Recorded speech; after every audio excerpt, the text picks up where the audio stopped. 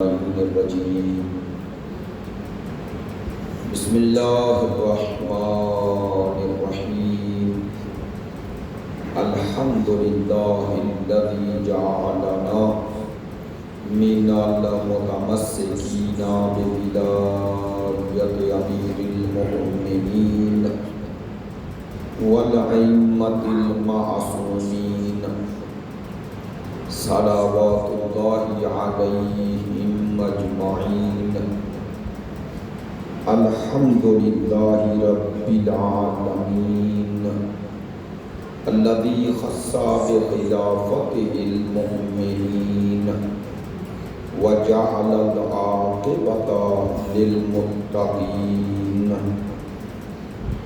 والجنۃ للمطیعین والنار للکافرین والمنافقین الخائنین الذین جعلوا القرآن عظیم وافسدوا فی الارض واضاعوا الدین وتفقہوا بغیر علم ولا یقین والصلاة والسلام والتحیۃ والاکرام علی سیدنا ومولانا حبیبنا وحبیب قلوبنا شفیعنا ابی القاسم محمد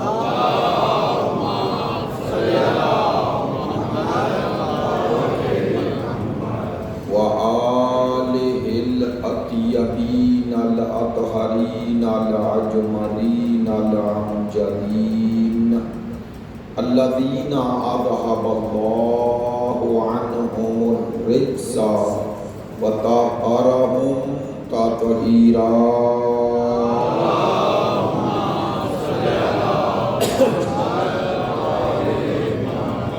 واللعنۃ الدائمۃ علی منکری فضائلہم وغاصبی حقوقہم من اللعنہ الی قیام یوم الدین اما بعد فقد قال سبحانہ وتعالی فی کتابہ المجید بسم اللہ الرحمن الرحیم وَنُرِيدُ أَن نَّمُنَّ عَلَى الَّذِينَ اسْتُضْعِفُوا فِي الْأَرْضِ وَنَجْعَلَهُمْ أَئِمَّةً وَنَجْعَلَهُمُ الْوَارِثِينَ وَنُمَكِّنَ لَهُمْ فِي الْأَرْضِ وَنُرِيَ فِرْعَوْنَ وَهَامَانَ وَجُنُودَهُمَا مِنْهُمْ مَا كَانُوا يَحْذَرُونَ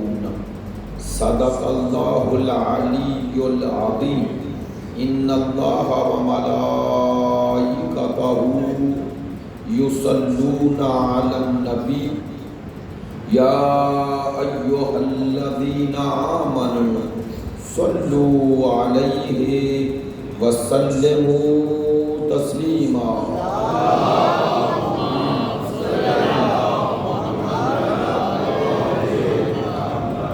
اب تمام حاضرین سے مؤدبانہ گزارش ہے اپنے مرحومین کے لیے، شہدائے ملت کے لیے، ہمارے زیدی برادران اور دیگر برادران کے مرحومین کے لیے، شہدائے ملت کے لیے، شہدائے امت کے لیے، معرکہ حق و باطل میں شہید ہونے والے تمام شہداء کے لیے ایک مرتبہ سورہ فاتحہ اور 3 مرتبہ سورہ توحید کی تلاوت فرمائیں اور تھوڑا تھوڑا آگے اور تشریف لے، تھوڑا تھوڑا آگے آئیں۔ بسم اللہ الحمد للہ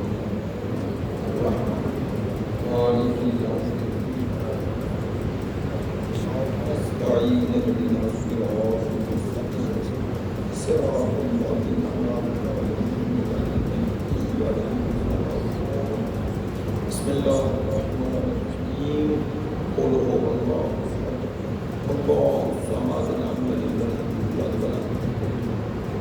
بسم اللہ الرحمن الرحیم قل هو اللہ احد اللہ الصمد بسم اللہ الرحمن الرحیم قل هو اللہ صمد لم یلد ولم یولد ولم یکن له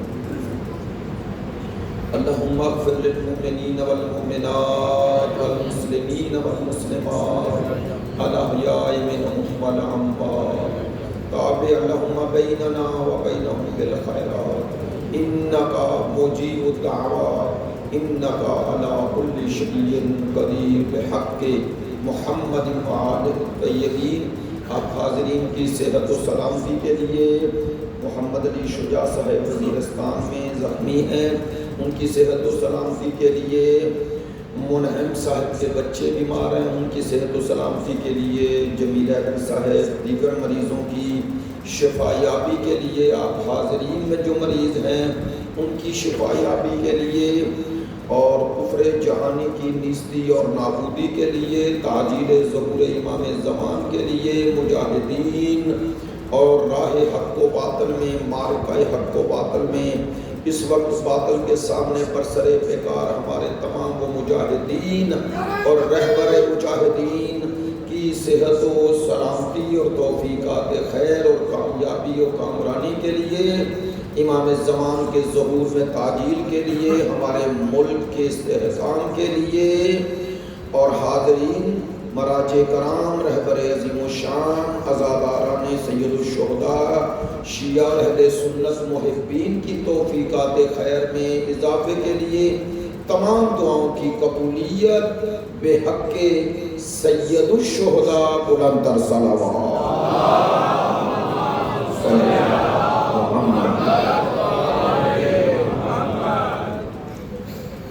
واجب الاحترام معزز و مکرم حاضرین مجلس، محبان اہل بیت، پیروان مکتب ولایت، عاشقان مکتب شہادت، سلسلہ عشرہ محرم الحرام 1447 ہجری قمری 2025 کی تیسری مجلس ہے۔ عنوان گفتگو مہدویت، جلوہ غلبہ حق و عدل۔ میں نے ان گزشتہ 2 روزہ مجالس میں آپ کی خدمت میں تکرارن یہ جملہ عرض کیا ہے کہ جس ہستی کا تذکرہ، جس ہستی کے ذکر سے ہم اپنی ان مجالس کو منور کر رہے ہیں، اس ہستی کا تعلق ایک مسلک، ایک مذہب، ایک فرقے، ایک گروہ، ایک خطے، ایک علاقے، ایک ملک، ایک بر اعظم سے حتیٰ نہیں ہے، اس کا تعلق روح زمین پر بسنے والے تمام مظلومین جہان سے ہے، مستضعفین عالم سے ہے۔ اس لیے میں نے یہ عرض کیا کہ مہدویت کا ایک پہلو، ایک جہت دینی ہے، لیکن اگر اس کو وسیع تناظر میں دیکھنا چاہتے ہیں تو اس کی ایک جہت عالمی ہے۔ کیسے؟ وہ جہت یہی ہے جس کا قرآن مجید فرقان حمید نے ذکر کیا ہے۔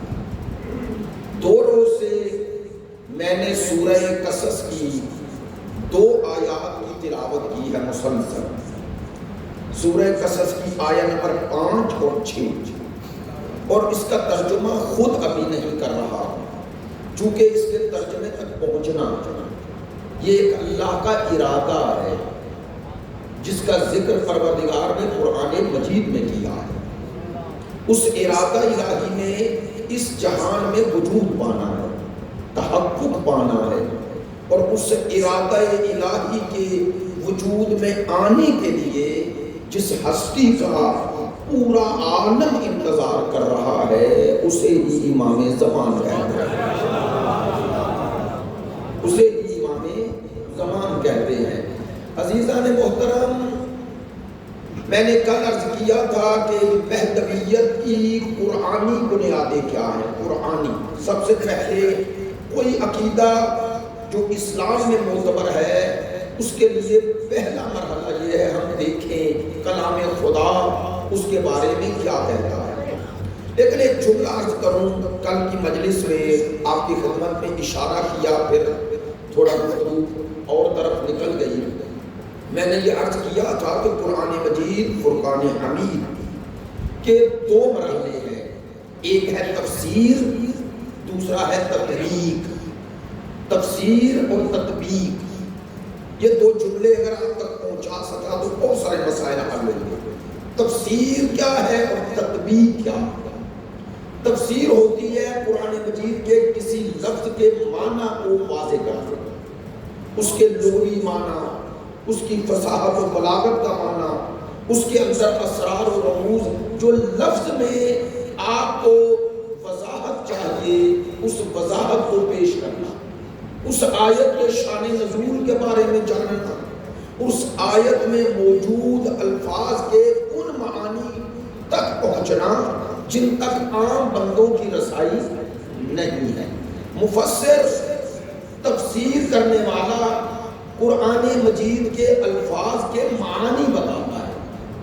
دوسرا مرحلہ ہے تطبیق، اس معنی کو کسی گروہ، کسی فرد، کسی ہستی پر منطبق کرنا، اسے کہتے ہیں تطبیق۔ توجہ فرمائیں، قرآن مجید قیامت تک رہنے والی کتاب ہے اور اس کا یہ دعویٰ ہے یہ ہدی للناس ہے، ایسے ہی ہے نا؟ ہدی للمتقین بھی ہے قرآن میں، ہدی للناس بھی ہے۔ ہدی للناس کہیں، ہدی للمتقین کہیں، تو یہ متقین بھی قیامت تک ہے اور انسان بھی قیامت تک ہے۔ لہذا اس قرآن کا قیامت تک ہادی ہونے کا معنی ہی یہ ہے کہ ہم اس کے الفاظ کے معانی کو کسی زمان اور مکان میں محدود نہ کریں، ایسا ہی ہے نا؟ چونکہ اگر ہم نے محدود کر دیا تو پھر ہدی للناس کیسے رہا؟ اس کا معنی ہے قیامت تک اس کے معانی میں یہ گنجائش ہے، وہ معانی جو آپ کو بتائے گئے ہر دور میں اسے کسی گروہ، کسی واقعے، کسی ہستی، کسی فرد پر منطبق کرنا، یہ قرآن کے ہادی ہونے کی دلیل ہے۔ اور آسان کر دوں، قرآن نے ہمیں معیارات دیے ہیں، معیار، مداد، ترازو دیا ہے۔ کیوں؟ یہی قرآن کے باقی رہنے اور قرآن کے قیامت تک ہادی رہنے کا ذریعہ، سبب ہے۔ قرآن نے افراد کا ذکر نہیں کیا، معیارات کا ذکر کیا۔ کیوں؟ تاکہ یہ بتائے ہوئے اصول، یہ ضوابط، یہ معیارات ہر دور میں تمہاری ہدایت کرتے رہے۔ شاید بات پہنچی ہے، یہ معیارات ہر دور میں ہدایت کرتے ہیں۔ چلو آسان کروں، قرآن مجید نے متقین کی، مومنین کی، صالحین کی صفات بتائی ہے، ایسے ہی ہے۔ یہ جو صفات ہیں یہ معیار ہیں، یہ اصول ہیں، یہ ترازو ہے۔ اب آج میں دیکھنا چاہتا ہوں کہ مومن ہے یا نہیں، تو میزان موجود ہے۔ کسی کو مومن کہنا ہے تو ترازو قرآن ہے، قرآن نے وہ معیارات دیے ہیں۔ لو، یہ جو معیار دیا ہے اس کو جاننا کہ مومن کسے کہتے ہیں، صالح کسے کہتے ہیں، قرآن مجید کی نظر میں فاسق اور مومن کون ہے، یہ کون ہے، یہ ہے پہچاننا تفسیر، اور اس کو ہر دور میں اس کے ذریعے لوگوں کو پہچاننا، یہ اس آیت کی تطبیق ہے۔ سمجھ گئے؟ توجہ ہو گئی؟ تطبیق ہے کہ ہر دور میں پہچاننا یہ مومن ہے یا نہیں۔ تو اگر میں کہہ رہا ہوں کہ مومن ہے تو اس کا معنی قرآن کی اس آیت کو اس پر منطبق کر دے۔ علماء کہتے ہیں تطبیق کا دائرہ قیامت تک ہے، قیامت تک ہے۔ کیوں؟ چونکہ ہم نے ہر دور میں حق اور باطل کو جب پہچاننا ہے تو معیار حق و باطل تو ہونا چاہیے، ایسا ہی ہے نا، ہونا چاہیے۔ البتہ یہ ضرور کہوں گا منبر سے، قرآن معیار حق تب بنتا ہے جب آیت کا وہ معنی اس سے لیا جائے جو قرآن کے معنی کو ویسے سمجھتا ہے جیسے خدا نے نازل کیا ہے۔ اس لیے لیے آپ نے میری زبان سے ایک لفظ ہمیشہ سنا، ثقلین، ثقلین یعنی قرآن اور اہل بیت، ان دونوں کے مجموعے کا نام ہے ثقلین۔ میری بات میں توجہ ہوئی ہے؟ ثقلین۔ اب میں کہنا کیا چاہتا ہوں، مثلا مومنین کے صفات آپ نے منطبق کی ہے قرآن سے۔ قرآن نے کہا لعنت اللہ علی الظالمین، تو ظالمین پہ لعنت کی ہے۔ آپ تفسیر قرآن میں یہ دیکھیں گے ظالم کسے کہتے ہیں، ظلم کے معنی کیا ہے، جی آپ کے پاس آ گئے۔ اب اگر آپ کسی میں وہ ظلم دیکھیں تو اس آیت کا مصداق اسے بنا سکتے ہیں۔ یہ قرآن کی نہ تحریف ہے اور نہ قرآن کو اس کے حقیقی معنی سے الگ کر رہے ہیں۔ میری باتیں توجہ فرمائیے گا، اہم باتیں ہیں، تو یہ تطبیق کر سکتے ہیں ہر دور میں۔ کہنا یہ چاہتا ہوں تاکہ بات علمی انداز میں آگے بڑھے، یہ جو آیات میں پڑھ رہا ہوں ایک ان کی تفسیر ہے اور ایک تطبیق ہے۔ تطبیق یہ ہے کہ یہ جانے کہ اس آیت کا مصداق کون ہے۔ توجہ ہو گئی؟ کون ہے؟ مثال اور واضح کریں۔ مثلا یہ آیت مجید ہے اِنَّا أَعْطَيْنَاكَ الْكَوْثَرَ، ہم نے آپ کو کوثر عطا کیا۔ تو ایک ہے کوثر کا معنی، ایک ہے مصداق۔ معنی کوثر یہ ہے خیر کثیر، خیر کثیر۔ کثیر کا معنی تو سمجھتے ہیں، قلیل کے مقابلے پہ کثیر، یہ ہے معنی کوثر کا۔ مصداق کون ہے یہ ڈھونڈنا ہے۔ وہ مصداق جو بھی ہوگا وہی خیر کثیر ہے۔ اب ممکن ہے خیر کثیر کے معنی میں چونکہ خیر کثیر ہے، مصداق میں ایک دفعہ آپ سیدہ کو مصداق بنائیں، پھر ولایت کو بنائیں، توجہ فرمائیں، پھر آپ اولاد بطول کو بنائیں، اور اولاد میں بھی پھر اولاد بطول میں معصومین کو بنائیں، تو یہ اسی کوثر کے معنی کا مصداق ہے۔ آج جملہ پہنچے۔ بعض اوقات علماء کسی شے کا معنی مصداق بیان کرتے ہیں، عام لوگ عامی سمجھتے ہیں کہ یہ آل محمد کی فضیلت کام کرتی، ایسا نہیں۔ ایک مصداق ہوتا ہے اول درجے کا، پہلا، ایک ہوتا ہے اس سے نچلے درجے کا، پھر نچلے درجے کا، پھر نچلے درجے کا، پھر نچلے۔ آج جملہ پہنچا۔ یہ درجہ بدرجہ جو مصداق بن رہا ہے پہلے درجے کی مخالفت نہیں، پہلے درجے کا انکار بھی نہیں ہے۔ کہا جا رہا ہے کہ اس آیت کے جو مدارج ہیں اس درجے میں ایک یہ ہے۔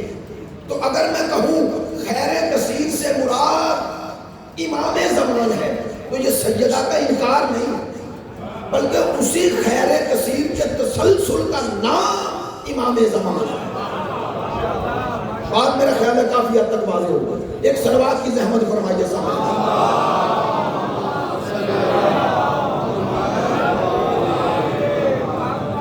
تو کہنا یہ چاہتا ہوں کہ جو آیات پڑھ رہا ہوں اور اس کو جب منطبق کرتا ہوں امام زمان پر، یہ جملہ اس لیے کہا، کل ایک دوست نے سوال کیا تھا واٹس ایپ میں کہ قبلہ اہل سنت تو کہتے ہیں کہ یہ قرآن مجید کا معنی آپ جو کر رہے ہیں یہ تو 1400 سال پہلے نازل ہوئی آیت۔ تو ایک ہے معنی، ایک ہے تطبیق کرنا۔ تطبیق کے لیے ضروری ہے کہ وہ معنی جو بتایا گیا وہ معنی ابھی وجود میں آیا ہے یا نہیں۔ آج جملہ پہنچے۔ میں آسان ترین لفظ کی کوشش کر رہا ہوں چونکہ بات مشکل تھی۔ اب آئیں جو کل آیت پڑھی سورہ صف، سورہ فتح اور سورہ توبہ، 3 جگہ میں نے عرض کیا تھا تکرار ہے ایک آیت کا، تکرار ہے۔ آیت کیا تھی؟ هو الذی ارسل رسولہ بالہدی، میں وہ خدا ہوں جس نے اپنے رسول کو ہدایت کے ساتھ بھیجا، والدین الحق، اور دین حق کے ساتھ بھیجا۔ کیوں؟ لِیُظْہِرَہُ عَلَى الدِّینِ کُلِّہ، تاکہ یہ دین حق ہے ہر دین پہ غالب آ جائے۔ تو یہ ہے معنی کہ ہم نے ڈھونڈا غلبہ کسے کہتے ہیں؟ غلبہ اسے کہتے ہیں کہ اس کا وجود اس کے وجود کو ختم کر دے یا اس کا جہاں اثر ہے ختم کر دے۔ یہ ہے غلبے کا معنی۔ غلبہ یعنی اس پر غالب آ کر اس کے اثر کو بھی ختم کر دے۔ کاش میرا جملہ پہنچے. بھئی آسان لفظوں میں پوچھ رہا ہوں, کل واضح کیا تھا. اس آیت کا یہ معنی سرکار کے دور کی بات نہیں کر رہا, آدم سے لے کر سرکار تک اور سرکار سے لے کر آج 2025 تک. بتائیں جس طرح آیت نے کہا ہے کہ ہر دین پہ غالب آئے گا, کیا یہ دین حق ہر دین پہ غالب آ چکا ہے؟ میں نے یہی کسی مجلس میں عرض کیا تھا کہ مسلمان پوری ٹوٹل دنیا کی آبادی 7 ہے, اس میں مسلمان 1 ارب 80 کروڑ, تو پوری دنیا کی آبادی کے تناسب سے ایوریج سے دیکھیں تو مسلمان تو 30% بھی نہیں بن رہے. دنیا کے تناسب سے ایسے ہی ہے نا, 7 ارب کے مقابلے پہ 1 ارب, تو وہ 7واں حصہ وہ 80 کروڑ نکال لیں 6 ارب میں سے, تو 5.5 ارب تو مسلمان ہی نہیں. ایسا ہی ہے. یہ اعداد و شمارہ گوگل پہ ڈھونڈ لیں, چلے عام متوجہ ہیں, شیعہ سنی برادران آتے ہیں, یہ کچھ چہرے بھی نظر آتے ہیں, اس لیے میں کسی کی دل آزاری نہیں کرنا چاہتا, لیکن غلط فہمی دور کرنا چھوٹے چھوٹے لفظوں میں ضروری ہے. 7 ارب, ان میں 1.5 ارب 2 ارب مسلمان, تو نکال دو تو 5.5 ارب تو ہیں مسلمان ہی نہیں. تو اس کا معنی ہے اکثریت ہر جگہ معیار حق نہیں ہوتی. سوچتے رہیے گا, اگر اکثریت ہی معیار حق ہو تو پھر اسلام حق کیسے ہے؟ اس کا معنی ہے 5.5 ارب کے مقابلے پہ ہر مسلمان مانتا ہے یہ تعداد میں قلیل ہو کر بھی حق پر ہے. اس کا معنی ہے معیار حق کثرت اور قلت نہیں ہوتی, حق اور ہے کثرت اور ہے. کثیر ہونا اور بات ہے, حق پہ ہونا. ہر کثرت حق نہیں ہوتی, ہر کثرت حق لو. اور شیعہ سنی تو کثرت کو حق مان ہی نہیں سکتا. وہ سنی جو محب حسین ہے, کاش میری جملہ پہنچے, اگر کثرت کو معیار حق مانتے تو آج کربلا والوں کا ذکر نہ کر دیں. نہیں میری بات نہیں پہنچی, یا معذرت چاہتا ہوں. یہ ذکر کثرت والوں کا نہیں, کثرت تو ادھر تھی جدھر ہزاروں میں لشکر تھا. یہ تو سینکڑوں بھی نہیں 72 ہیں, تو 72 کا تذکرہ کر کے بتا رہے ہو ہم کثرت والوں کے ساتھ نہیں, ہم حق والوں کے ساتھ.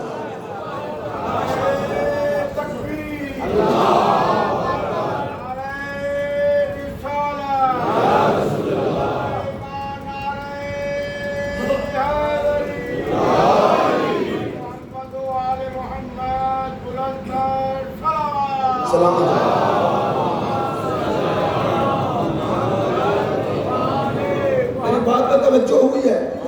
میں تکرارن یہ آیات کے معنی اس لیے کر رہا ہوں تاکہ آپ تک کم از کم یاد کچھ نہ کچھ تو رہ جائے, اور آپ جب کسی سے بات کریں تو جمعے کے خطبے میں ہمارا معتبانہ جو گزارش ہے, ان جمعوں کے خطبات میں اس ہستی کا تذکرہ کیوں نہیں ہوتا جس کی بشارت خدا اور انبیاء نے دی ہے, جس کے آنے کی خبر 14 معصومین میں سے 13 معصوموں نے دی ہے, جس کے آنے کی خبر صحابہ کرام نے دی ہے. امام زمان کسی ایک مسلک کے لیے نہیں آئیں گے, امام زمان سب کو ظلم سے نجات دے گا. البتہ ایک شرط ہے, امام کے انتظار کرنے والا نہ خود ظالم ہوگا نہ ظالموں کے ساتھ کھڑا ہوگا. ایسا ہی ہے. اس لیے ان آیات پہ غور کریں جن کو امام زمانہ پہ منطبق کر رہا ہوں, تطبیق کر رہا ہوں, تفسیر کے ساتھ ساتھ تطبیق کر رہا ہوں. وَوَالَّذِي أَرْسَلَ رَسُولَهُ بِالْهُدَىٰ وَدِينِ الْحَقِّ لِيُظْهِرَهُ عَلَى الدِّينِ كُلِّهِ. یہ دین ہر دین پہ غالب آئے گا. وَلَوْ كَرِهَ الْمُشْرِكُونَ وَلَوْ كَرِهَ الْكَافِرُونَ. اگرچہ مشرکین کو یہ پسند, کافرین کو یہ پسند. اس کا معنی ہے کہ دین حق کی شناخت کا ایک ذریعہ یہ ہے کہ مشرک اور کافر اس سے کبھی خوش نہیں ہوتا, اس کی نسبت ناراض رہتا ہے. آج بھی دیکھ لو کہ آج کا کافر بھی ہر روز کس کے خلاف تو اٹھ کر رہا ہے. میں نے تو بات کہہ دی ہے. جن کی نظر ہے وہ کس سے آج عصبانی ہے, غصے میں ہے, آج کس سے کہہ رہا ہے کہ میری بات سنو.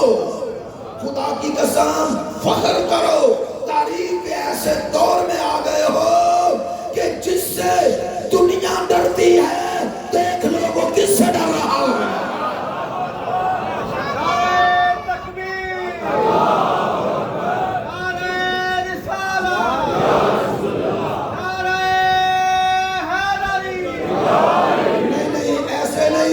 میں نے کبھی کسی نعرے کے بارے میں نہیں کہا اور نہ ہی میری عادت ہے, ایسے نہیں. اتوار کا دن ہے, اتنا بڑا اجتماع ہے, اپنی نمائندگی کرتے ہوئے آج کے فرعون, آج کے یزید, آج کے شمر, آج کے ابن زیاد کو بتاؤ ہم نے 1400 سال سے حسین کو نہیں چھوڑا تو حسین کے بیٹے کو کیسے چھوڑیں گے, راہ حسین کو چلنے والوں کو کیسے چھوڑیں گے. 3 دفعہ پورے جذبے سے لبیک یا حسین,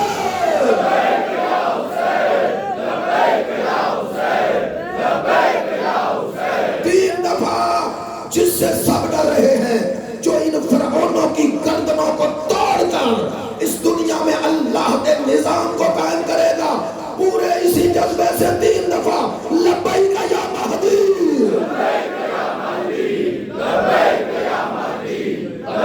برائے تاجیل ظہور امام زمان, علماء حق کا, مراجع کرام, رہبر عظیم الشان, عزاداران سید الشہداء, محبین اہل بیت کی توفیقات خیر میں اضافے کے لیے بلند تر صلوات.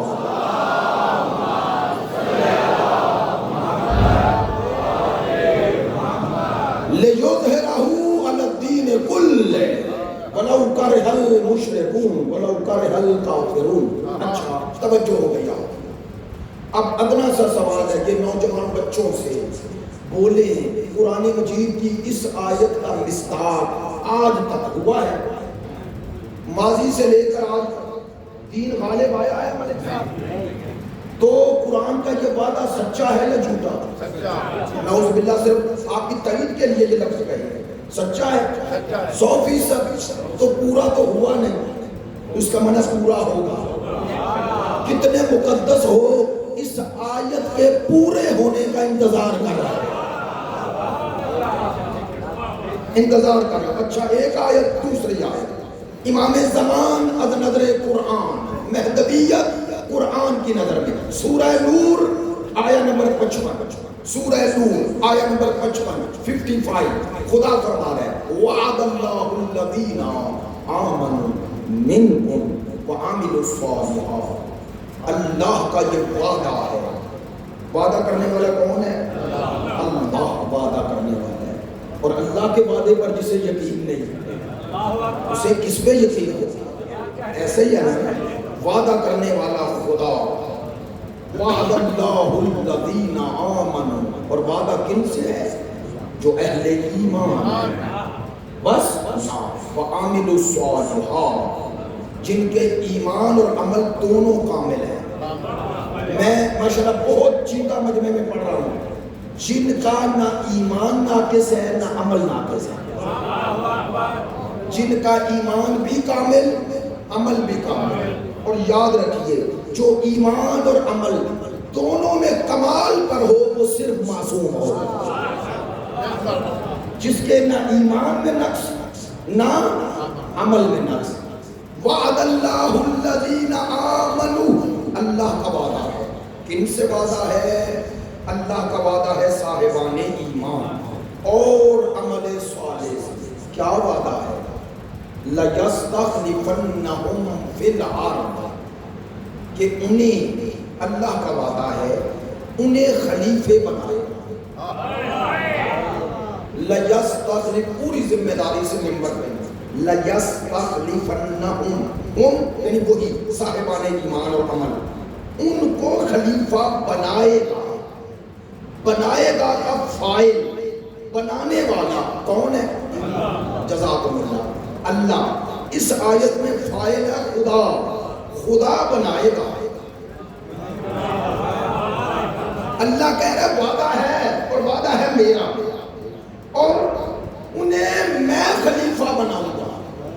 ایک شرط تو ہونی چاہیے پہلے، جسے جی چاہے اس آیت سے مستاق بنا لو، شرط یہ ہے ادھر والے نہ بنائیں، آئے آئے وہ یہاں نہ بناؤ وہاں بناؤ، وہاں کا بنا یہاں کا محتاج نہیں ہوگا، یہاں کا نہ ہو وہاں کا ہو، اگر وہاں کے ہوتے تو غدیر کو چھوڑ کے کیوں جاتے؟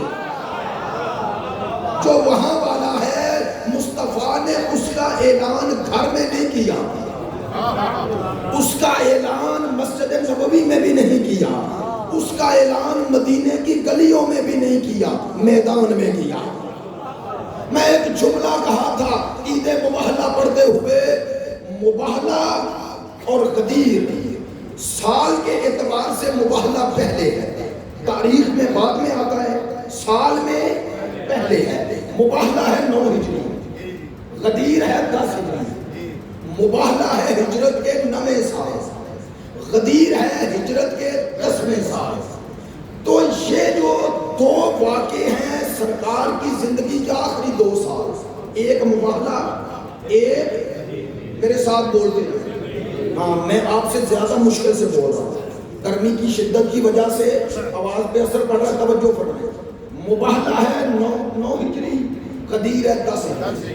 اب مجھے بتائیں ایک واقعے میں اللہ نے سچوں کی شناخت کروائی، دوسرے میں سرکار نے اپنے وارث وصی کا اعلان کیا، نہیں توجہ ہوئی؟ دونوں واقعے ہیں، ایک میں صداقت کا اعلان ہوا، دوسرے میں خلافت کا اعلان ہوا، اور اللہ کی حکمت دیکھو، کہا مصطفیٰ یہ دونوں اعلان گھر میں نہ کرنا، میدان میں کرنا، تاکہ دنیا کو پتا چل جائے گھروں میں سچے بننے والے اور ہیں، میدان کے سچے اور ہیں، میدانوں کے سچے ہی سچے ہوتے ہیں۔ کہا ان کی سچائی پر اتنا یقین ہے مجھے، جیسے تو سچا ویسے یہ سچے، انہیں لے جا تاکہ دنیا کو پتا چل جائے جیسے تجھے کسی نے نبی مانا یا نہ مانا، سچا مانا ہے، ویسے انہیں امام مانے نہ مانے ان کے دشمن بھی کہیں گے یہ سچے ہیں۔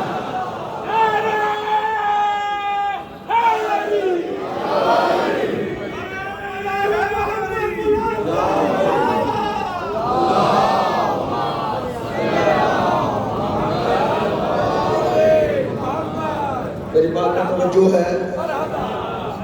وعد اللہ الذین آمنوا منکم وعملوا الصالحات، اللہ کا یہ وعدہ ہے صاحبان ایمان اور عمل صالح سے، لَيَسْتَخْلِفَنَّهُمْ، انہیں خلیفہ اللہ بنائے۔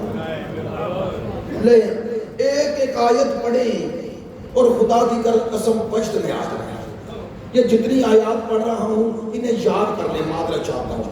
جب بھی شب جمعہ آئے، روز جمعہ آئے، امام زمانہ کو ہدیہ پیش کرنا چاہتے ہیں، وہ آیات پڑھیں جو امام کی شان میں ہے۔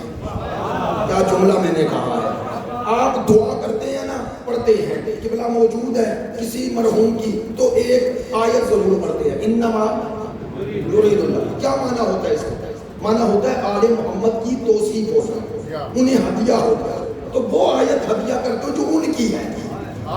اسی طرح امام زمان پہ یہ بچے بزرگ جوان یاد کرو، ان آیات کو یاد کرو، یہ امام زمانہ پر منطبق ہوتا ہے۔ اس کا مصداق میرا امام ہے، اللہ نے میرے امام کی 1400 سال پہلے توصیف کی، تعریف کی ہے، مقام و مرتبہ بتایا ہے۔ سورہ صف کی آیت کل پڑھی، آج سورہ نور آیت نمبر 55، وعد اللہ الذین آمنوا منکم وعملوا الصالحات لَيَسْتَخْلِفَنَّهُمْ۔ اب آئیں، اللہ کہتا ہے جن سے میرا وعدہ ہے انہیں خلیفہ بناؤں گا۔ یا اللہ کہاں کا؟ ایک علاقے کا، ایک ضلع کا، ایک صوبے کا، ایک بر اعظم کا، فی الارض۔ وہ ٹکڑا زمین سے لے کر آخری تک، ہر زمین کی ایک بلشت بھی نہیں بچے گی جہاں ان کی خلافت نہیں ہے۔ کن کی؟ جنہیں اللہ بنائے۔ اب ایک تو چیز ثابت ہے، ان کی خلافت کو زمان اور مکان میں محدود نہ سمجھو. یہ ایک زمانے کے لیے اور ایک خاص مکان کے لیے امام تھوڑے بنے ہے. ایک مقام کو مرکز بنائیں گے لیکن امام سب کے لیے. کیسے؟ جیسے رسول سب کے لیے، نائب رسول بھی سب کے لیے ہے، یعنی پوری انسانیت کے لیے. میرے ساتھ رہنا دوستو، میرے ساتھ رہنا. آج صرف آیت سن لو، ترجمہ سن لو، اور آپ کو دعوت فکر دے رہا ہوں. سوچو اس آیت پہ، سوچو. وعد اللہ الذین آمنوا منکم وعملوا الصالحات لیستخلفنہم فی الارض کما استخلف الذین من قبلہم. قرآن نے تو کوئی شبہہ، کوئی ابہام رہنے نہیں دیا، رہنے ہی نہیں دیا. پہلے اللہ نے کہا میرا وعدہ ہے صاحبان ایمان اور عمل سے انہیں خلیفہ بناؤں گا. پھر دائرہ بتایا پوری زمین کا، پھر طریقہ بھی بتا دیا کہ کیسے بناؤں گا. کما استخلف الذین من قبلہم، انہیں بھی ویسے بناؤں گا جیسے پہلے بنا چکا. جیسے پہلے بنا چکا. من قوم سے مراد امت محمد کے خلیفے ہیں نا، من کو محلہ. اور کما استخلف الذین من قبلہم سے مراد سرکار سے پہلے ہے. تو سرکار سے شروع ہو کے آدم تک جائیں جو بھی خلیفے بنے. اب میں پھر سخت بات نہیں کر رہا، دعوت فکر دے رہا ہوں. پوری امت کو چیلنج ہے ہمارا، چیلنج. وہ کیا؟ حضرت سرکار سے لے کر حضرت آدم تک 1,23,999 نبیوں کے دور میں کوئی ایک واقعہ دکھاؤ جب کسی نبی کا نائب امت نے بنایا ہو. امت نے بنایا، امت کو یہ حق دیا گیا کسی دور میں. دکھا دے کما استخلف الذین من قبلہم، ویسے ہی بناؤں گا جیسے پہلے. میں میرے ساتھ رہنا. اللہ کہہ رہا ہے اس امت میں بھی ویسے بناؤں گا جیسے پہلے بنا چکا. بات ذرا آسان بھی ہے لیکن مشکل بھی ہو سکتی ہے. میرے ساتھ رہنا. سرکار اسی سلسلہ انبیاء کا تسلسل تھے. وہ آخری نبی ہے. نبی ہو کر بھی، رسول ہو کر بھی گزشتہ نبیوں جیسے نہیں. پڑھے لکھے دوستوں سے بات کر رہا ہوں. ان سے افضل ہیں یا مفضول ہیں؟ برتر ہیں نبی ان کی طرح، ہیں رسول ان کی طرح، لیکن ان جیسے فضیلت میں، مقام میں، مرتبے میں. تو ثابت ہو گیا نا کہ رسول ہو کر بھی رسولوں جیسے نہیں. مقام و مرتبے میں، منصب میں نہیں، مقام و مرتبے میں ان جیسے نہیں. تو اللہ کہہ رہا ہے اس میں بھی خلیفے بناؤں گا جیسے پہلے بنا چکا. اس کا معنی اس امت میں ہو کر بھی یہ خلیفے ان سے افضل ہیں. کاش میری بات پہنچو. ان سے افضل ہیں. کیوں افضل ہیں؟ چونکہ یہ اس کے خلیفے ہیں جو سب نبیوں سے افضل ہیں. سلامت رہے، سلامت رہے. قرآن مجید پہ غور و فکر کرنے سے یہ حقائق کھلتے ہیں. اور یہ میں عادی حالت میں بیان کر رہا ہوں. آپ کی محبتیں ہیں جو آپ میرے ساتھ ہیں. اس ترجمے میں بھی آپ کو نظر آ رہا ہے ایک ایک لفظ میں کہ اس میں وہ اہل حق کی فضیلت کیسے ہے. نظر آ رہا ہے یا نہیں؟ ایسا ہی ہے. چلیں. وعد اللہ الذین آمنوا منکم وعملوا الصالحات لیستخلفنہم فی الارض کما استخلف الذین من قبلہم. میں ویسے ہی خلیفے بناؤں گا جیسے پہلے بنا چکا. وعدہ اللہ کا پوری زمین کی خلافت، طریقہ بھی بتا دیا. ویسے بناؤں گا جیسے پہلے بنا چکا. اب میں جان بوجھ کے چھوڑ رہا ہوں وہ کل عرض کروں گا اللہ نے پہلے کیسے بنایا. کبھی داؤد نظر آئے، کبھی ہارون نظر آئے، اللہ کے بنا کبھی آدم نظر آئے. تو سوچو جب اس منزل پہ آدم ہو، داؤد ہو، ہارون جیسے نظر آ رہے ہیں تو اس امت میں کیسے ہونے چاہیے. کاش جملہ پہنچے. اس آیت کا مصداق انہیں بنانا جو کم از کم ان جیسے ہی نظر آ رہے ہیں. بھائی اس آیت کا معنی کرتے ہوئے یہ سارے پہلو سامنے رکھنا. ایسے ہی بناؤں گا جیسے پہلے بنا چکا. اب آئے آیت کا ایک ٹکڑا پڑھوں گا، پوری آیت کل مکمل کروں گا، ویسے بناؤں گا جیسے پہلے بنا چکا۔ یہاں تک اللہ نے طریقہ بتایا ہے، پہلے والوں کی طرح بناؤں گا۔ اب وہ بتا رہا ہے جو ادھر نہیں ہوا، ان کے ذریعے ہوگا، معنی پہنچ رہا ہے؟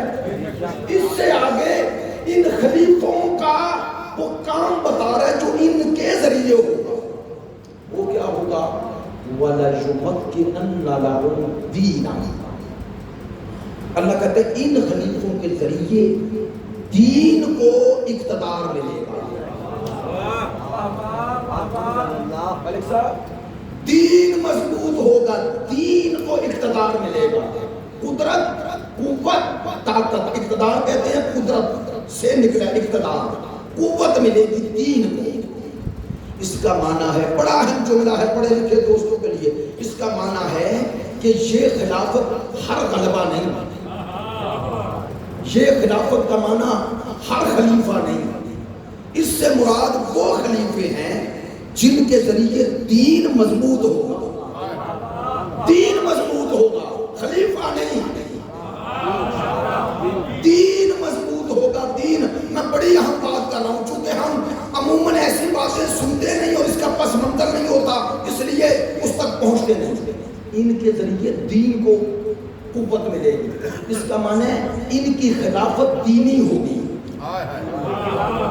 نہیں توجہ، یہ اللہ کے دین کے مطابق خلیفے ہوں گے، یہ اپنی ذات کو مضبوط نہیں کریں گے، یہ اللہ کے دین کو مضبوط کریں گے۔ میری بات کا توجہ ہو گئی؟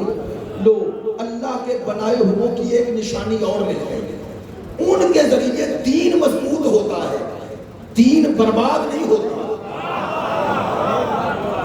بہت تاریخ، ایک تاریخ تھی اس میں بند اور آسان کر دوں، اس آیت میں جن خلیفوں کا ذکر ہے ان کے ذریعے دین کے کسی حکم کی مخالفت نہیں ہوتی۔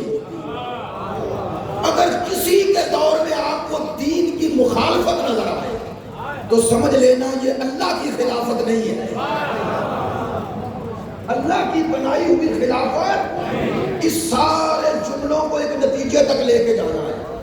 خدا کہتا ہے ان کے ذریعے میرا دین مضبوط ہوگا، ان خلیفوں کے ذریعے۔ بھائی آخر آیت کا یہ جملہ تو آپ سوچتے بھی رہنا اور پھر دیکھنا میں نے آیت کا میں تطبیق کیوں کی ہے خاص ہستی پر۔ دینہم الذی ارتضی لہم، تو ایسے ہی ہے، اللہ کہتا ہے اس دین کو ان کے ذریعے مضبوط کروں گا، الذی ارتضی لہم، جس دین سے میں راضی ہو چکا۔ نہیں، آپ چونکہ میرے ذہن میں جو ہے وہ زبان پہ نہیں، اس لیے میں یہ گنجائش دیتا ہوں، آئیں میرے ساتھ آئیں۔ اللہ کہتا ہے یہ جنہیں میں خلیفے بناؤں گا یہ دین کو مضبوط کریں گے، لیکن کس دین کو؟ پہلی آیت ذہن میں ہے نا کل والی، اس میں صرف دین نہیں کہا، قبلہ دین حق کہا، ایسا ہی ہے یہاں جملہ بدل گیا، دین کہا لیکن اب دوسرا پہلو بتایا، وہ دین ان کے ذریعے، وہ دین ان کے ذریعے مضبوط ہوگا جس سے میں راضی ہو چکا ہوں گا، نہیں راضی ہو چکا۔ یا اللہ تو کس دین سے راضی ہے؟ اللہ نے کہا کس دین سے راضی ہو؟ قرآن پڑھ لو، سورہ مائدہ پڑھ لو، الیوم یئس الذین کفروا من دینکم، آج وہ دن ہے جب کافر تیرے دین سے نا امید ہو گئے۔ الیوم اکملت لکم دینکم واتممت علیکم نعمتی ورضیت لکم الاسلام دینا۔ اس کا معنی ہے اللہ اس دین سے راضی ہے جس کی ابتدا بیسط ہے، جس کی تکمیل کا نام غدیر ہے۔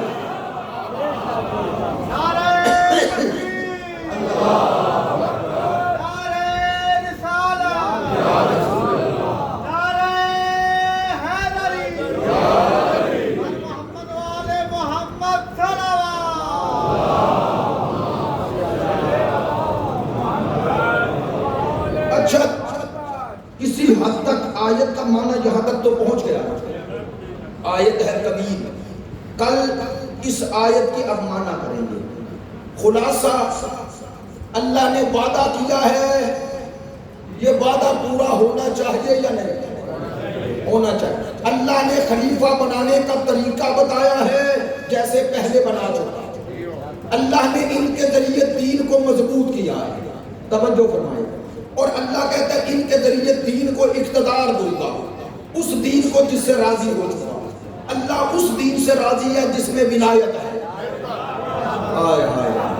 اس کا معنی ہے اللہ کی رضا یہ ہے وہ غالب آئے جن کے پاس غدیر ہے. جملہ تو میں کہہ گیا ہوں. اللہ کہتا ہے میں چاہتا ہوں وہ دین غالب آئے جس میں غدیر ہے, جس میں ولایت ہے, جس میں امامت ہے. اللہ یہ چاہتا ہے. اور کافر کیا چاہتے ہیں؟ یہ غالب نہ آئے. اس کا معنی ہے غدیر والوں سے ہی حقیقی جنگ ہے. سب کی جنگ غدیر والوں سے ہے. یہ غالب نہ آئے.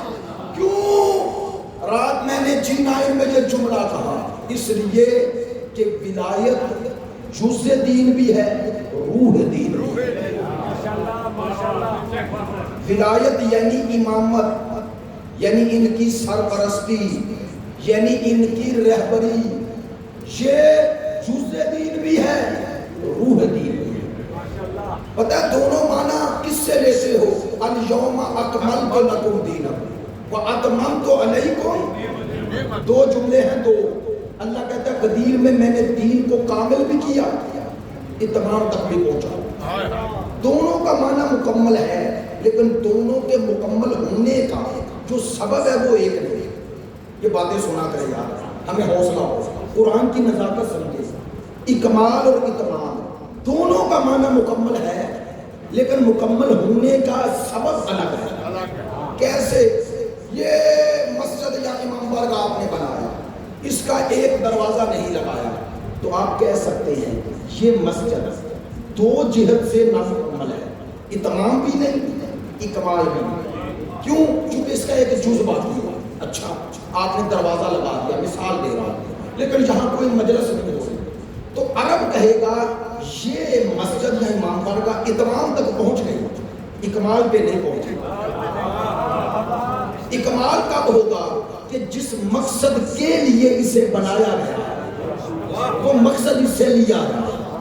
یعنی جب اس کا دروازہ بھی لگ جائے اور جہاں مجالس بھی ہو, اب کہے گا عرب یہ اکمال بھی ہے, اتمام بھی ہے. کاش جملہ پہنچے.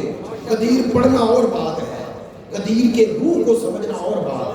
خدا کہتا ہے قدیر میں نے دین کو اتمام بھی کیا, اکمال بھی کیا. کیا معنی ہے دونوں کا؟ اللہ کہتا ہے دین کا ایک جز اور رکن امامت ہے. جب تک یہ رکن نہیں آیا تھا ایک جز بھی نامکمل تھا. اللہ کہتا ہے قدیر میں امامت کے سلسلے کا اعلان ہو گیا تو ایک جز مکمل ہو گیا, دین کے اصول دین مکمل ہو گئے. آج جملہ پہنچے. کہا اکمال پر کیسے پہنچا؟ کہا اگر ولایت نہ ہوتی تو دین کا مقصد مٹ جاتا. تو اب کہہ رہا ہوں غدیر میں دین کا جز بھی ہے اور دین کا مقصد بھی ہے. ولایت جز دین بھی, روح دین بھی. میں نے 3 دفعہ جملہ کہا ولایت روح دین, روح دین, روح دین. بتاؤ انسان زندہ ہے کب تک؟ جب تک اس میں روح ہے. روح نکل جائے تو کیا ہے؟ مقدس ترین آپ کا محترم ترین باپ ہو, پیر ہو, مرشد ہو, عالم ہو, مجتہد ہو, مرجع ہو, جب روح خارج ہو جائے دفن کر دیتے ہیں. ایسا ہی ہے. وہ دفن کرنا توہین نہیں, لیکن بتاتے ہو کہ اب یہ معاشرے میں نہیں ہے, اسے دفن کر دو. ایسا ہی ہے نا. اس کا معنی ہے روح نکل جائے, روح نکل جائے. تو وہی جسم جس کو 2 دن پہلے فون کر کے کام کہہ رہے تھے اب اس کا جنازہ پڑھ رہے ہیں. ایسا ہی ہے. روح نکل جائے تو یہ اثر ہوتا ہے. دین کی روح ہے ولایت, دین کی روح ہے امامت, دین کی روح ہے رہبری, اللہ کی رہبری, اللہ کی رہبری. توجہ فرمانا, میں عوامی باتیں نہیں کرتا, میرا مقصد ہوتا ہے, پیغام ہوتا ہے. دین کی روح ہے امامت و ولایت و رہبری. اور اگر یہ روح نکل جائے تو مردہ, تو دین مردہ ہو گیا. جس دین سے امامت نکل جائے, جس دین سے امامت و ولایت و رہبری, تینوں لفظ کہہ رہا ہوں تاکہ کسی کو شبہ نہ ہو, ولایت و امامت و الہی رہبری نکل جائے دین سے, دین مردہ, مردہ دین سے کوئی نہیں ڈرتا، مردہ دین سے کوئی نہیں ڈرتا۔ اب جملہ کہوں، مردے کروڑوں بھی ہوں تو زیرو ہے، اور اگر زندہ چند کروڑ بھی ہوں تو اربوں پہ بھاری ہے۔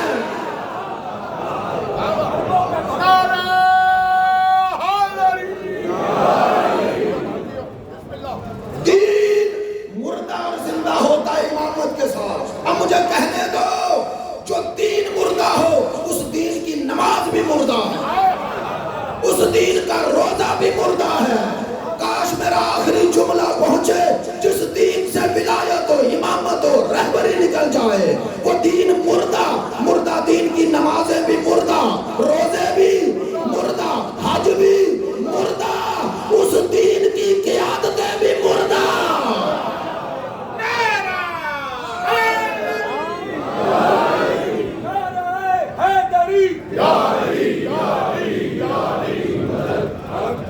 مردوں سے کوئی نہیں ڈرتا، وہ بھی جانتا ہے، وہ اس دور کا مکار عیار بھی جانتا ہے، وہ روزانہ گرگٹ کی طرح اپنے بیانات بدلنے والا، وہ سفید ریش بھی جانتا ہے، وہ بلم بہورا بھی جانتا ہے۔ آج میرا ایک جملہ پہنچے، مجھے فضائل پہ پڑھنے پر اعتراض نہیں ہوتا، میں کہتا ہوں اس دور کے زندہ فضائل پڑھو، اس دور کے مرحبوں کی پہچان کرو، تاکہ پتا چلے ہر دور کا علی والا ہر مرحب کی گردن مروڑ دے۔ ہاں، آج کا مرحب، آج کا مکار، آج کا عیار، آج کا دورو، اس کا مقابلہ کرنا کوئی سادہ بات ہے، کوئی عام بات ہے؟ خدا کی قسم مجھے کسی نے، یہ ان دنوں میں آپ سے بھی باتیں ہوتی ہیں، مجھے کسی نے کہا قبلہ مسئلہ کیا ہے، مسئلہ کیا ہے؟ یہ فلاں بندے کا جو پوری دنیا میں دندناتا پھر رہا ہے، مسئلہ کیا ہے اس کا فلاں ملک کے ساتھ؟ میں نے کہا سادہ مثال دیتا ہوں گاؤں کی، کیا؟ میں نے کہا یہ ہے بدماش، سب اس سے ہٹ ڈر رہے ہیں، کوئی ڈر کے چپ ہیں، کوئی ڈر کے اسے انعام دینا چاہتے ہیں تاکہ بچ جائیں۔ میں نے کہا سب ہیں ڈرے ہوئے، یہ علی والے کہتے ہیں ہم نہیں ڈرے۔ میں نے کہا خطرہ اسے یہ ہے اگر میری بدماشی کا رعب ختم ہو گیا تو میں ختم ہو جاؤں گا۔ یہ ہے مسئلہ، اس بدماش سے، اس باغلے کتے سے ہر کو ڈرا، یہ نہیں ڈر رہے، یہ کہتے ہیں اس کے گردن میں پٹا ڈالیں گے۔ کیوں ڈالیں گے؟ چونکہ یہ جانتے ہیں ہم بے وارث نہیں، ہمارا وارث موجود ہے۔ ان کو معلوم ہے اس روح زمین پر ایک فرزند علی نے آنا، ایک رسول کے حقیقی وارث نے آنا۔ انہیں معلوم ہے ہم نے تاریخ میں گردنیں کٹائی ہے، جھکائی ہے۔ اگر جھکانے والوں کا حصہ ہوتے تو 7:30 بجے یہاں اتنے بڑے اجتماع میں آ کے سینہ تان کے نہ کہتے ہمارا تعلق کربلا والا سے۔ انہیں ڈرا رہے ہو جن کے ماضی میں کربلا اور جن کے مستقبل میں مہدویت ہے، انہیں ڈرا رہے ہو۔ خدا کی قسم تم سے کیسے ڈریں گے؟ ہم تو ان کے ماننے والے ہیں جن کی 4 سال کی سکینہ بھی نہیں ڈالی،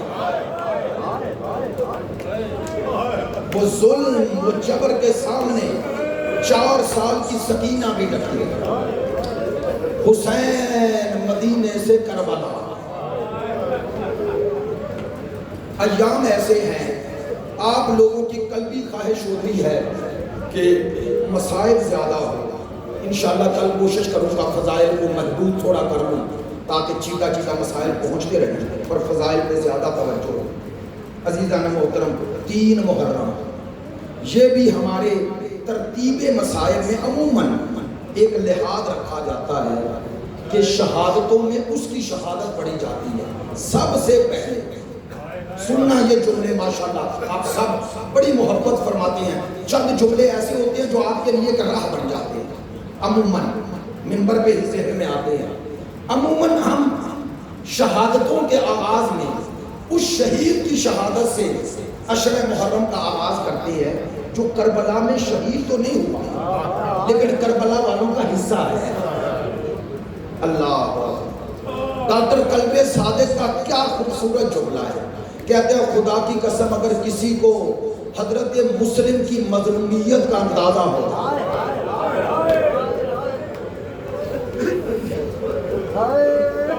वकील हुसैन हजरत मुस्लिम, डॉक्टर कल्बे सादिक जुमला ये कहते हैं हजरत मुस्लिम की मजलूमियत को जानना है। कहते हैं मुस्लिम दोहरे मजलूम है। कैसे? कहते हैं घर से भी दूर थे, घर वालों से भी दूर। अब मैं एक जुमला कहता हूं, पहला मसाइब का, वरना मिंबर पे ये बात कहनी नहीं चाहिए, लेकिन आप सब अपने हैं, हिम्मत नहीं रही, पसीने से और वीकनेस महसूस हो रही है, माफ कर देना। चंद जुमले सहमत समेटता हूं, मिंबर से कह रहा हूं ताकि आप महसूस ना करें। पहला जुमला यही काफी हो जाएगा मेरे और आपके लिए। वो ये जुमला है, दुआ किया करो, या अल्लाह कोई शरीफ परदेश में तन्हा ना हो।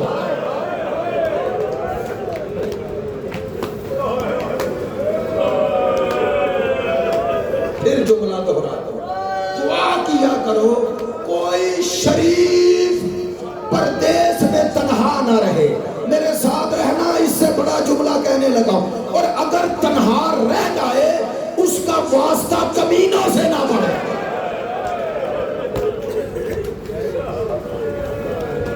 उसका वास्ता कमीनों से ना बढ़े। अब कहूं जुमला, सोचो कूफे की गलियां और बतूल का दामाद। कूफा जहां अली ने हुकूमत की है, हाँ हजरत मुस्लिम तन्हा है। नमाज फजर पढ़ी, मुड़ के देखा तो वो 18,000 की बैत और अब कोई साथ नहीं। मैंने बगैर तमहीद के मसाइब शुरू किया है, चूंकि आप सब आशिक हैं और मुहर्रम में ये चाहते हैं। अब मुस्लिम है, फजर की नमाज से फारिग हुए, ऐसे ही मैंने पढ़ा है, सारा दिन तके तन्हा और शब है। कहते हैं जैसे ही शब ढली, अब हजरत मुस्लिम थक है। अल्लाह जाने मदीने के कूफे की गलियों में कहां पे घूम फिर रहे थे। यकीनन दिल में सोच रहे होंगे आलम गुरबत के 18,000 या 35,000 बैत करें और नमाज से फारिग हूं तो कोई ना रहे। सुनना, लेकिन इसी किरदारों में एक किरदार जिंदा रहा। बहुत बड़ा पैगाम दे रहा हूँ, मसाइब में रुक कर पैगाम दे रहा हूँ। मेरे सामने शादी भी हैं, दूसरे दोस्त भी हैं। कूफे ज़ियारत पे जाएं, ज़ियारत पे हजरत मुस्लिम की ज़ियारत करें तो एक ज़ियारत सालारे काफिला खुद बताते हैं। कहते हैं हजरत हानी बिन उर्वा है ना ज़ियारत। ये पता है हजरत हानी कौन थे? सुनना, ऐसे तारीफ करता हूँ उनका। ये बेवफाओं में एक वफादार था। ये बेवफाओं में एक वफादार था। लो अब पैगाम दे रहा हूं, याद रखो वो कूफी जिन्होंने गद्दारी की, वो तारीख के समंदर में बह गए और एक वफादार का रोजा आज तक बाकी है। तो याद रखो, तारीख गद्दारों को याद नहीं रखती, वफादारों को याद रखती है। वफादारों का नाम रहता है, वफादारों के मज़ार रहते हैं। पता है हजरत हानी से उबैदुल्लाह इब्ने ज़ियाद मलऊन का एक ही मुतालबा था। इसने कहा एक काम करो, जान बख्शी हो जाएगी, बताओ मुस्लिम कहाँ है? कहने लगे एक जान है, 70 भी हो तो बतूल की औलाद पे कुर्बान। अब मैंने ऐसी रिवायत पढ़ी है कि अल्लामा शाह नदर जवादी फरमाते हैं, खुदा जाने ये शब हजरत मुस्लिम पे कैसी गुजरी। नहीं तवज्जो, कौन सी शब? 8 और 9 की दरमियानी शब, 8 और 9 ज़िलहज्जा। बच्चों के लिए कह रहा हूँ, ईद से एक दिन पहले आज जुमला पहुंचे, एक दिन पहले कहते हैं फजर के करीब। कुछ लोग कहते हैं शब शुरू हुई, कुछ कहते हैं नहीं फजर के करीब। अब जो भी दोनों रवायतें इसलिए जिक्र कर देता हूँ, पढ़े लिखे दोस्त आते हैं, कहते हैं थक कर ایک دروازے کے سامنے بیٹھ گئے. نہیں یار، ہر شے تو کتابیں بیان نہیں کرتی، کچھ چیزیں سوچا کرو. میں سوچ رہا ہوں کہ حضرت مسلم جیسا عظیم ہستی میرے سامنے بڑے معزز، سب معزز ہو، لیکن کچھ دوست اتنے معزز ہیں میں جانتا ہوں. سوچو اگر انہیں پردیس میں تنہا رہ جائے اور بے بسی یہاں تک پہنچ جائے کہ ایک در پہ بیٹھ جائے، کہتے ہیں تھک کے دروازے پہ بیٹھے، تھوڑی دیر بعد دروازہ کھلا، کہتے ہیں ایک بی بی آئی. اب دیکھو تاریخ نے اس وفادار کا بھی نام لکھ دیا. آئی، دروازہ کھولا، دیکھا کوئی دروازے پہ بیٹھا ہوا ہے، یوں گلیوں کو دیکھا، پھر کہتی ہے بندہ خدا شاید تجھے پتا نہیں کوفے کے حالات بدل گئے، ادھر نہ بیٹھو اور اپنے گھر جاؤ، اگر کچھ چاہیے تو مجھ سے مانگ لو. حضرت مسلم نے آہستہ سے کہا پانی دو گی؟ دوڑ کے گئی اور پانی کا جام لائی. حضرت مسلم نے پانی پیا. سننا، دو علماء میری مجلس میں پوچھ لینا، یہ پانی پیا اور کوفے میں حضرت مسلم کو یہ آخری پانی ملا. حضرت مسلم نے پانی پیا اور بیٹھے رہے. اب یہ بی بی پھر کہتی ہے، خاتون کہتی ہے میں نے کچھ کہا ہے، لگتا ہے آپ نے سنا نہیں. کہا کیا کہا ہے؟ کہا بندہ خدا جاؤ اپنے گھر، کوفہ کے حالات بدل گئے ہیں. سنیں گے بے بسی. حضرت مسلم کی گردن جھکی ہوئی ہے، آہستہ سے کہتے ہیں کس گھر جاؤں؟ جس کا کوئی گھر نہ ہو وہ کہاں جائے؟ کوئی گھر نہیں. کون ہو؟ پردیسی ہو؟ ہاں. علامہ ذیشان ادر جوادی کا جملہ ہے، کہتے ہاں پردیسی ہوں. کہا بتاؤ کہاں کے رہنے والے ہو؟ کہا بتاؤں؟ ہاں بتاؤ. کہتے ہیں مدینہ. مدینہ کے رہنے والے ہو. اب تڑپی، کہتی ہے کہیں مسلم تو نہیں ہو؟ حسین کے سفیر تو نہیں ہو؟ حضرت مسلم نے کہا ہاں وہی ہو. اب تڑپ گئی، ہاتھ جوڑ کے کہتی ہے جلدی اٹھو، اس گھر کو آؤ سعادت بخشو. اور ہاتھ جوڑ کے کہتی ہوں جتنی دیر بیٹھے رہے ہو قیامت کے دن میری بطول سے شکایت نہ کرنا. میں بطول کی کنیز ہوں، میں آپ کے خاندان کی محبہ ہوں. اب تاریخ میں نام آ گیا، توبہ نام ہے، توئے سے توبہ نام ہے. کہہ دیا میرے گھر میں آؤ. علماء کہتے ہیں گھر بلایا. یہ روایت بتاتی ہے کہ حضرت مسلم شب کی ابتدا میں آ گئے. اب یہ خود روایت کرتی ہے. آئے، کہا کھانا لاؤں، پانی لاؤں، کچھ چاہیے؟ کہا نہیں، ایک شے چاہیے. یہ ہے آل محمد. کہا مجھے ایک مصلی دینا. مصلی لیا اور شب عبادت میں گزار رہے ہیں. کہتے ہیں نماز فجر سے فارغ ہوئے تو اطراف خانہ میں گھوڑوں کے ٹاپوں کی آوازیں آئیں، تلواروں کے چمکنے کی آوازیں آئیں. کانوں میں جب صدائیں آئیں تو سمجھ گئے کہ شکایت ہو گئی، جاسوسی ہو گئی اور گھر کو گھیر لیا ہے. کہتے ہیں حضرت مسلم نماز سے فارغ ہو گئے تھے، تلوار کو نیام سے نکالا، کمر بند باندھا، چلنے لگے. سننا، بہت بڑا جملہ ہے. چلنے لگے تو سامنے آئی، کہنے لگی مسلم کہاں جا رہے ہو؟ کہا سن نہیں رہی ہو، ابن زیاد کی فوج آ گئی مجھے مارنے کے لیے. کہا اسی لیے تو روک رہی ہوں. رک جائیں، میرے گھر کی حالت ایسی ہے، جو آئے گا ہجوم کی شکل میں حملہ نہیں کر سکے گا. ایک فوجی آئے گا، آپ آسانی سے اسے فرنار کرنا اور بچے رہو گے. سنو گے؟ حضرت مسلم نے کہا مومنہ تو ٹھیک کہہ رہی ہے، تیری محبت کا یہی تقاضا ہے، لیکن میں کیا کروں؟ میری غیرت گوارا نہیں کرتی، میری غیرت گوارا نہیں کرتی. کہا کیوں؟ کہا میری موجودگی میں کوئی نہ محرم تیرے گھر میں آئے. ہائے حسین، مسلم ایک مومنہ کے گھر گوارا نہیں کرتے. شام غریبہ، ہائے سجاد.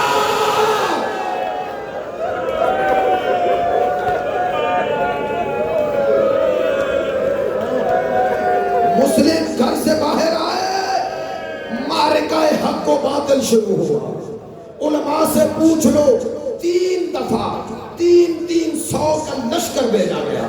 جب تیسری دفعہ ابن زیاد کو لشکر کے لیے کہا گیا، کہنے لگا ایک بندہ اور 1000 کا لشکر لے کے مقابلہ نہیں کر رہے ہو.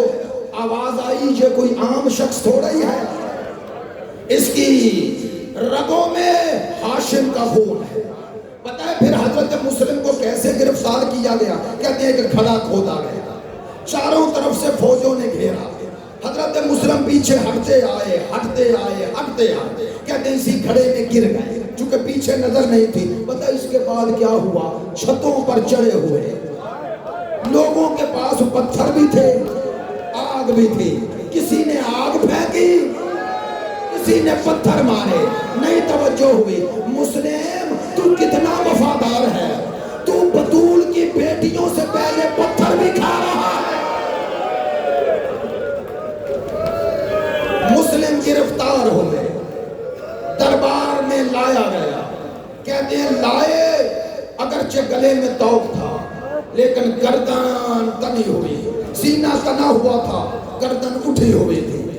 کسی نے پہلو سے کہا مسلم سلام کرو، امیر ہے سامنے. کیا جواب دیا؟ کہنے لگے امیر الحسین، میرا امیر صرف حسین ہے. نعم الامیر، اور کتنا اچھا امیر ہے میرا. یہ کہا اور آنکھوں میں آنکھیں ڈالی. ایک دفعہ ابن زیاد نے کہا دارالعمارہ کی چھت پہ لے جاؤ.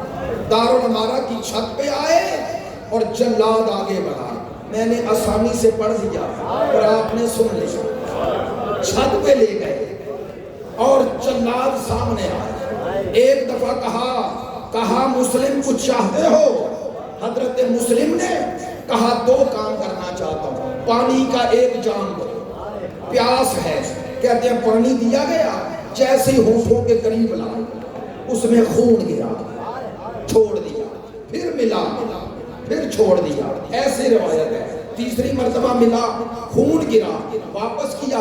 کہا اب نہ دینا، شاید اللہ چاہتا ہے میں پیاسا ہی جاؤں. نہیں سننا، میں کہتا ہوں مسلم تو حسین کا سفیر ہے.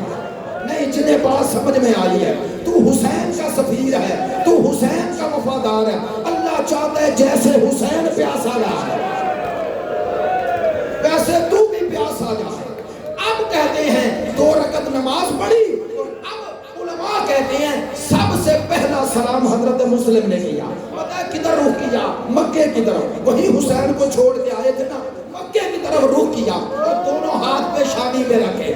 السلام علیکہ یا ابا عبداللہ، اے حسین میرا سلام. اور علماء کہتے ہیں اگلا جملہ کا حسین کوفے نہ آنا، تیرے ساتھ بطول کی بیٹیاں ہیں. بس اداکارو، جلاد آگے بڑھا. حضرت مسلم کی گردن کو کاٹا گیا. ہاتھ جوڑ کر جملہ سخت ہے، اس ملعون نے حضرت مسلم کا سر ہاتھ میں لیا.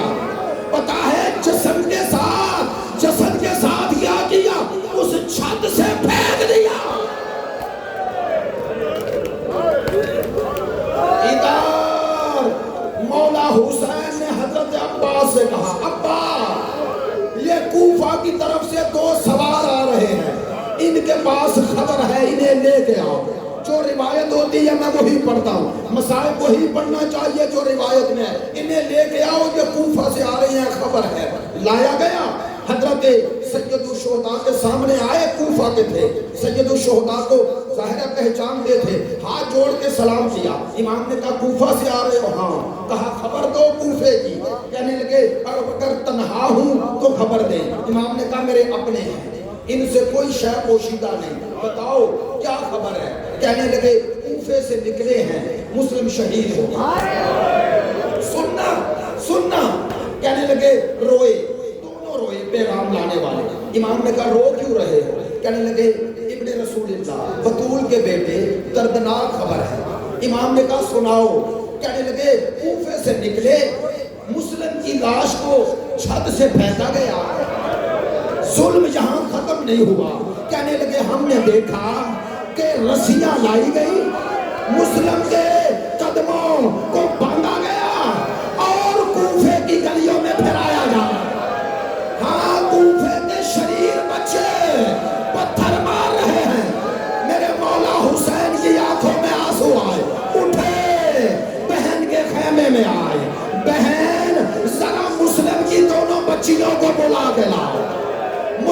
کی بیٹیاں آئی، میرے مولا حسین نے ایک کو دائیں زانوں پہ بٹھایا، دوسری کو بائیں زانوں پہ بٹھایا، سننا دونوں کے ہاتھ سروں پہ ہاتھ رکھے، ہاتھ کا رکھنا تھا، بیٹیاں اٹھ کے کھڑی ہو گئی، کہنے لگی ماموں ہم یتیم ہو گئے، اور میری لاڈلیوں